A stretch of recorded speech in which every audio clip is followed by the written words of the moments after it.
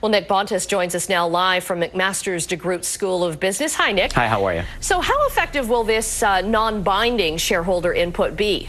I think it's a good idea, actually. I mean, at least it's not the U.S. idea where, you know, Obama has capped salaries for those guys down at $500,000 tops, which is hard for the average Canadian to understand when the average Canadian worker makes about $40,000 a year. But these things are called say-on-pay resolutions, and I think they're going to become more popular, especially for the largest corporations in Canada. So, you know, I think it's important to claw back salaries for CEOs when the markets are down. When performance is bad, you shouldn't get paid as much. And it's not just markets down, but the profits at the big banks are down a little bit. Now, is this a sign of a turnaround or just another example of how well Canada's banking structure is working? Well, definitely the recession's not over, unfortunately. No. But it shows that we have very, very strong banks. We have a strong regulatory environment, much stronger than the U.S. You know, one of the problems with the U.S. was that they weren't capitalized as much. You know, if you take $1 deposit here in Canada and you loan out $3, that's an okay ratio. In the U.S., they were taking $1 deposit and loaning out $90 in loans, and that's why they collapsed down there. So I think it's good news for Canadian banks.